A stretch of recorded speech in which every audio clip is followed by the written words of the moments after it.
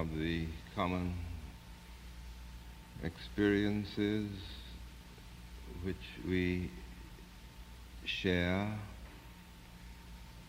as we sit together in the quietness of this place is the deep and searching awareness that always between the desire and its fulfillment, between the intent and the act, between the words that are used and the ideas that are in the heart, there is the gulf deep and wide. We are familiar with our words. They are the common coin which is always at our disposal to give to those who walk the way with us ideas and notions which we would have them experience and know. But such ideas and such notions may be far removed from that which is going on within our own minds and hearts. How so to relate to each other that what we say we mean, and what we mean we do. How so to relate to ourselves that what we say we mean, and what we mean we do. This is that for which we seek means and strength as we wait together in the quietness. We do not wish to deceive each other, our Father. We do not want not to be true to that which is deepest and most meaningful within us. But our lives are burdened with so many other demands, so many minor things to which we give major attention, that we do not quite know how to be whole, to be ourselves, to be true even in thy presence. Take all of the fragmentation of our lives, all the little pieces, all the divisiveness. Take all of these things, our Father, and with the strength of thy great wisdom and the boundless compassion of thy Spirit, make us whole. Make us whole, our Father, that we may be true to ourselves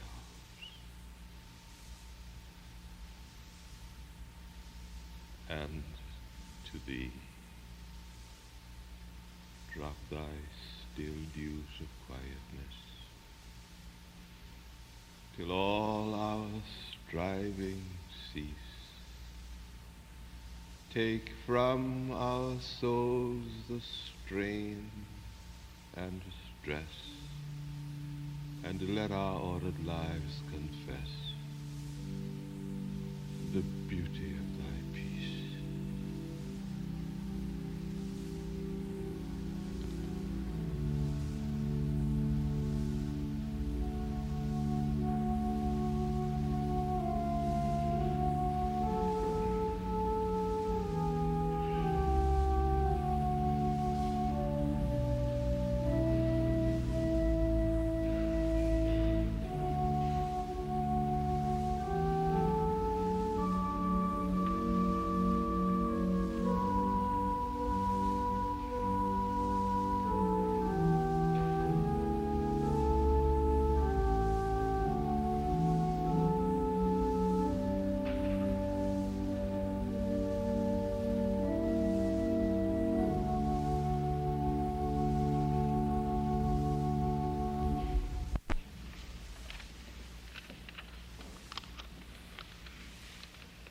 As background for our thinking, I'm reading two things. He understood what it is that we are trying to work out. He was very old, and from the secret swing of planets to the secret decencies in human hearts, he understood. I used to watch him watering his lawn, scattering the food for the woodpecker, sweeping the crossing before his house. It was not that there was light about him visible to the eye as in the old paintings. Rather, an influence came from him in little breaths. When we were with him, we became other. He saw us all as if we were that which we dreamed ourselves. He saw the town already clothed for its tomorrow. He saw the world beating like a heart, beating like a heart. How may I, too, know? I wanted to cry to him. Instead, I only said, "And how is it with you?" But he answered both questions by the look in his eyes, for he had come to quietness. He had come to the place where sun and moon meet and where the spaces of the heavens open their doors. He was understanding and love and the silence. He was the voice of these as he fed the woodpecker. And then this. They have to start at starting places. These are souls this poet is talking about. Souls have to start at starting places. Only angels don't. They have to start at somewhere close, like friends, like flags, like families. But mainly, souls are made for pushing out the walls of worlds, for shimmying up horizons and down the Milky Way. Mainly, souls are made like milkweed was, for distances. Souls are made with giant feet like Marco Polo, breaking camp at dawn. I guess if you caught a soul and set it in a rocking chair and told it, "Now rock and rest," some morning soon you'd find it shriveled up and dead, like a man who's lost the inside out of life and knows he has.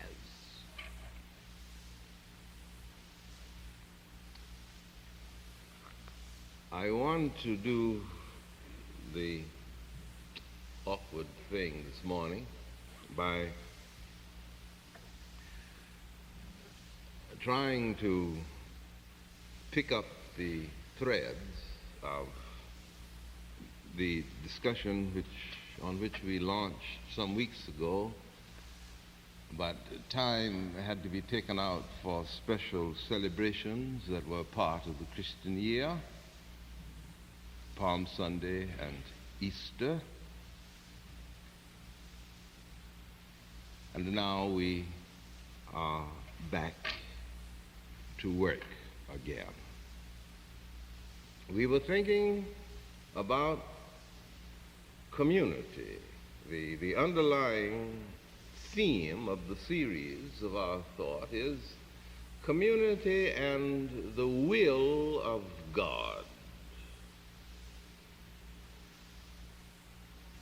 Community was defined as the experience of wholeness, of integration, that any particular expression of life passed through in its existence. Community, in its essential and basic interpretation, had no element in it that was particularly metaphysical or purposive in any formal and ethical sense. But in its foundation, community is the experience of completeness, of wholeness that any form of life experiences if it fulfills itself. Now, with this basic crud fact, we may build the more far-reaching interpretations and definitions of community having to do with the character and the construct of human relations, but the ground of it is rooted here. Now, the will of God in this context,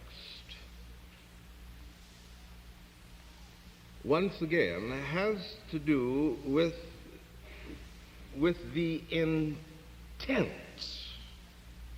of life. It is based in my thought, and for the purposes of our discussion, it is based upon the fundamental affirmation that the world or existence as we know it did not just come into being. It did not just start off being what it is, but that God is the creator of life. God is the creator of the living substance. God is the creator of all of the time, space, manifestations of existence. All dimensions and aspects of life are ultimately rooted in the fundamental act of creation. Now, inasmuch as the act of creation by which life itself comes into being is directive, is orderly, is designed, and I hate to use that strong word because it has a lot of connotations that are not particularly relevant, but we will use it. This means that wherever we see life, we see an orderly pursuit of a goal, but not goal in the sense of purpose, as if the life made a formal decision to pursue a particular end. Not purpose in that sense, but purpose in the sense that inherent in the very structure of life, the very vitality of life itself is a movement towards fulfillment, an unfolding of what the life itself is about, rather than a decision on the part of life to select a goal and then to organize all of its resources and go in pursuit of that goal. No, I do not mean that. That comes way down the road, but purposive in the sense that life is an expression of organized vitality. And it is this that distinguishes it from that which is no life, from that which is inanimate, from that which is not life. Wherever we see life, we see organized, inherently organized intent, moving always on the basis of a process which is inherent in the life itself. Now, this process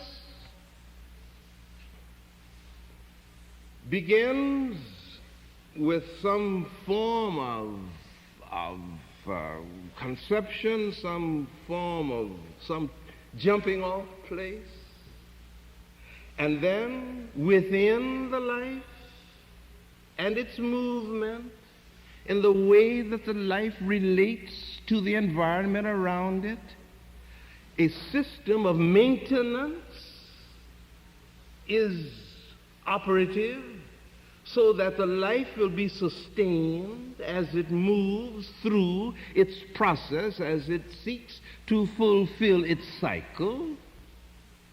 And then it comes to the time when it is rounded out, this whole thing, and it dies. Now, just as an aside almost, it is important to say something about the relation of death to this. That even though the logic of this process that each expression of life experiences or goes through means that when it fulfills itself, when it ripens and has experienced community, then it dies. And from its death, other expressions of life move.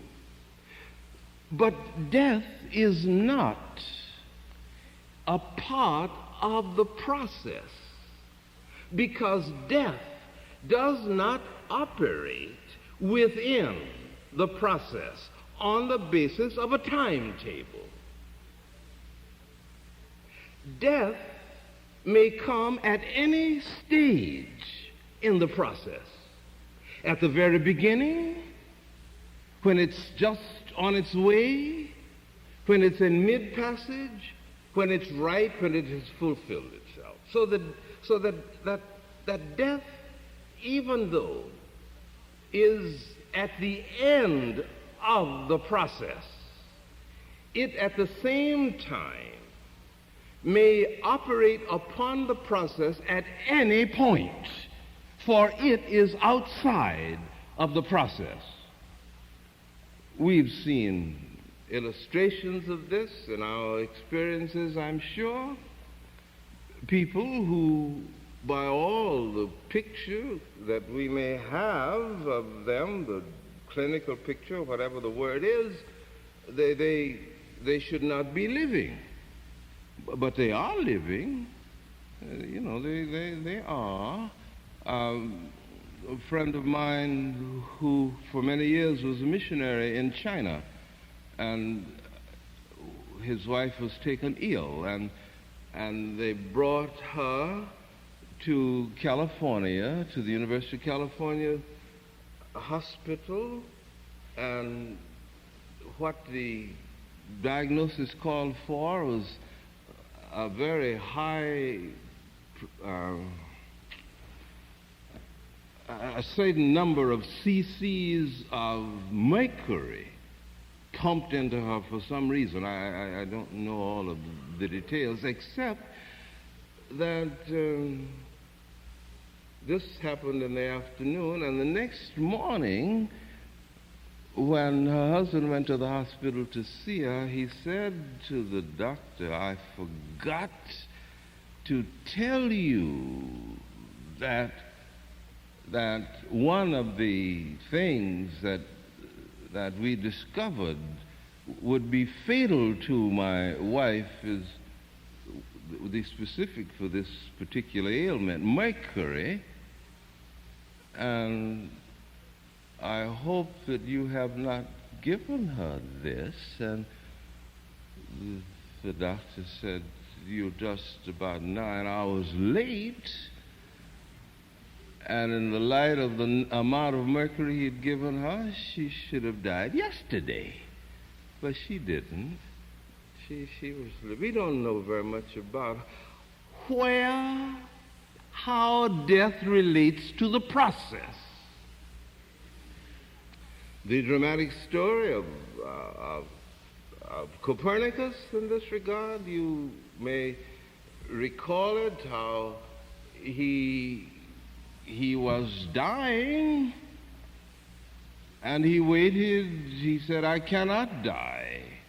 And the poet, Alfred Noyes, has a very interesting little dialogue between Copernicus and death. Death is standing just outside the door in the shadow. The nurses don't, and the doctors don't see death, but Copernicus sees death. So Copernicus says to death, now you need not be in such a hurry. You have it made. I'm going with you. I mean, that's the agreement that I made when I was born. But the time interval is mine to control for a while, and I cannot die until I feel the pages of my book. Has the runner come yet? No, he hasn't come. Well, I can wait, and death just relax until I'm ready. And then the poet describes how the runner's footsteps are heard, and then the runner comes in, and Copernicus, whose eyes now have lost their vision and their glow, but he feels the pages of his book, and he said, now, throw wide the curtain, swing open the door. I'm ready now, death. I will go with you. Now, death operates at any point in the process, even though the logic of the process in its unfolding ends here. Now,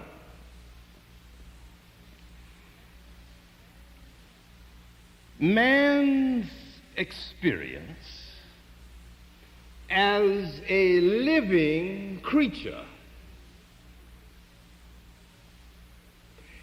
is, as a creature now, bear in mind, as a creature, man's experience is one of organic community. As was pointed out when we began, that there is an inherent sense of orderliness or organic harmony in man's body. The psalmist, which was the selection which was read for our morning's lesson, the psalmist has the same feeling tone here, that all of creation, including all the things that swim in the water, that walk on the earth, all of these and man are geared into one creative respiration. Now, the mind, please, this is the crucial part. The mind of man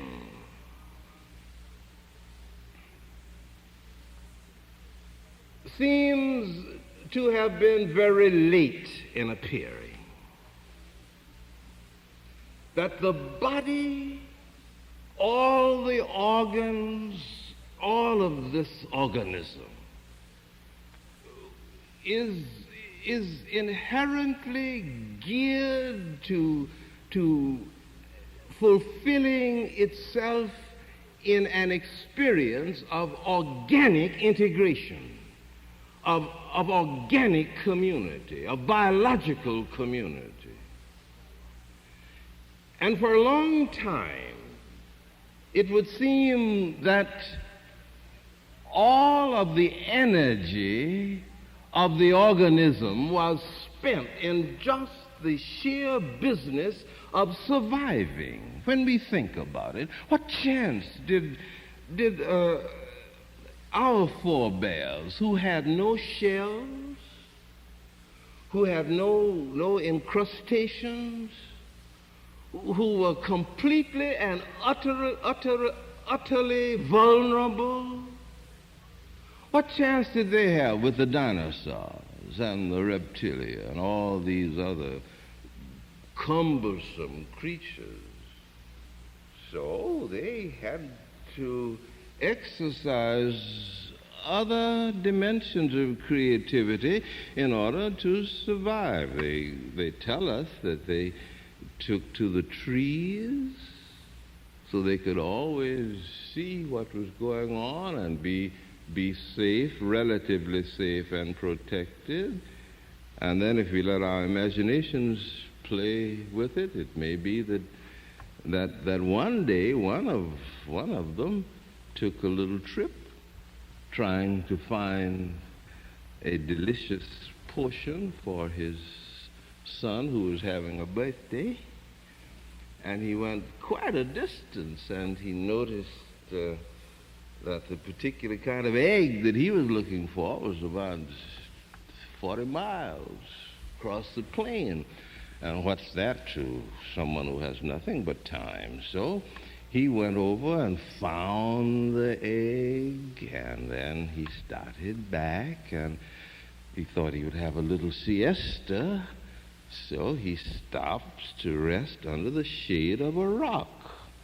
Well, after he'd settled himself, the rock began to move because it was one of these visiting creatures from another part of the world. He wasn't familiar with his shape, and he did think it was a rock. And then the pursuit was on. So here they come across the plain, and finally there wasn't a tree anywhere to be seen. And all of his defense mechanisms were related to tree climbing. so he noticed a little hole in the side of a hill. Now, he'd passed that way 1,000 times, but when necessity is upon you, eyes see things that they had not seen before. So here was the opening, and into that opening he went, and he found that inside there was a lot of room. And this big thing that was chasing him could not get through the opening, and he was safe. And then he learned how, because he already knew how to move things now, he learned how to seal it up with some stones that were there, so that even little things that could get through the opening couldn't get in. So, under the cover of darkness, he brought his family down. And then the word went from treetop to treetop. You don't have to live in trees anymore. And then they decided that now all of the energy, the inner integrated, tightly woven process by which the organism had survived with its enemies everywhere, now it did not have to use all of this energy. For the cave now became its bulwark against threat. But the energy was there, but no longer needed. And the energy now could separate itself from the organic necessities of the body. And this energy became imagination. And mind detached itself now from being body-bound.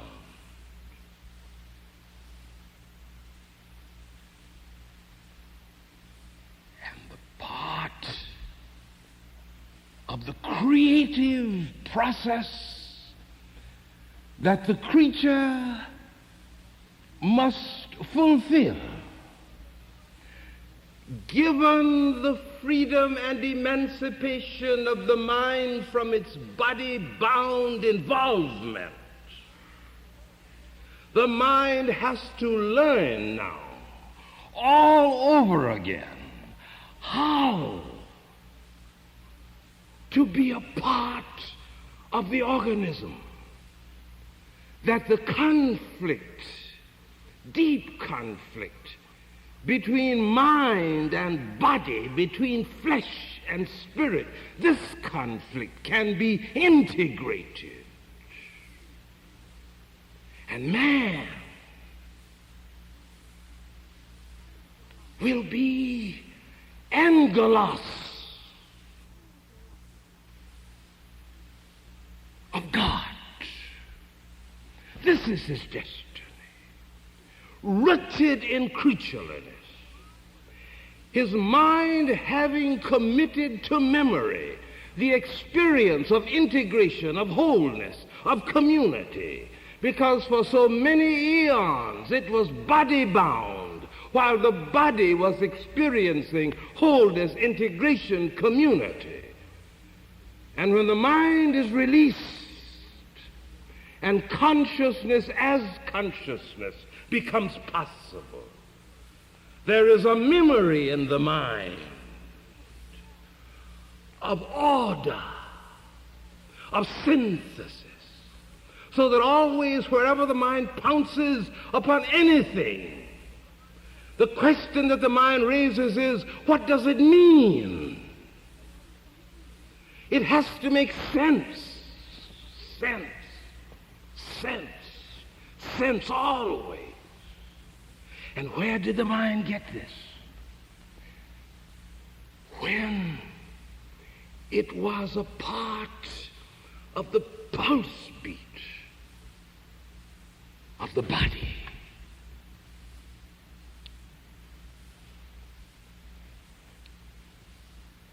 Well, the time's up. But I must just say this. It's very personal. but it ties together the heart of what's eating me. When I was a college boy, I had a dream.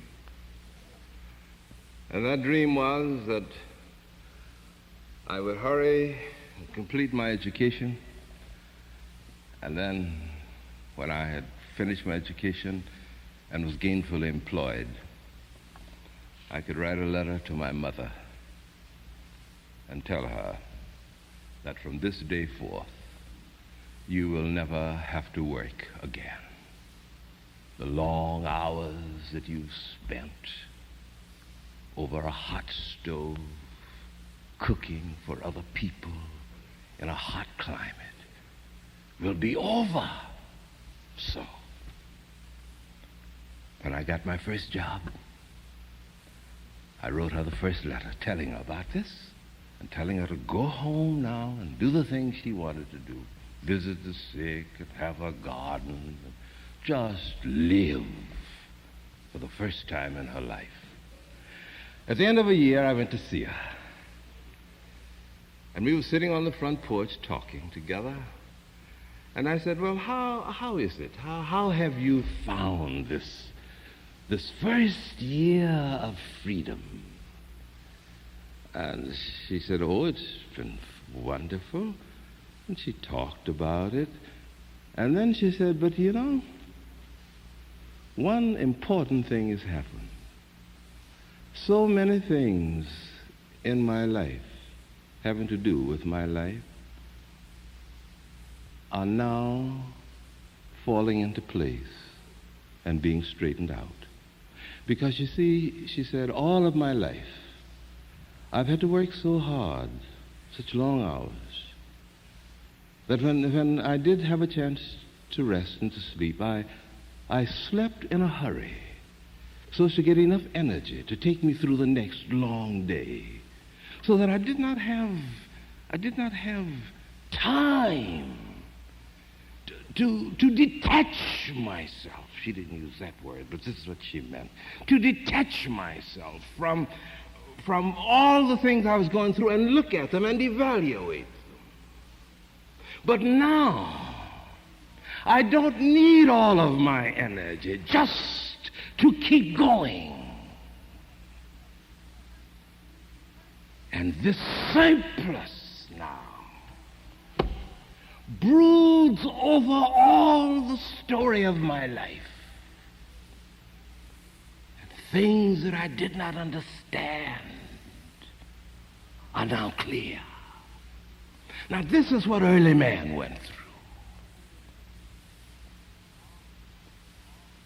And a part of his destiny is to make the mind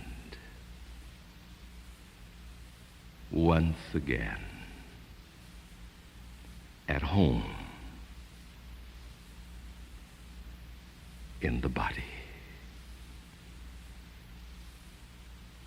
so that the dreams and the hopes and the yearnings and the aspirations, all of those things that give wings to the longings of the human spirit, can be supported, guaranteed by the activity of the organism. For thou hast made man a little lower than God, and has crowned man with glory and with honor.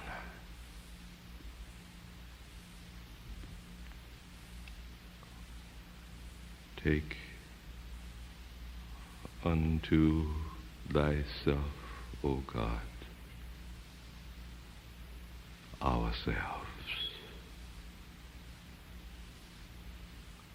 that we may think thy thoughts after thee, and become one with thy purposes and thy will. And for us, O Almighty God, this is enough.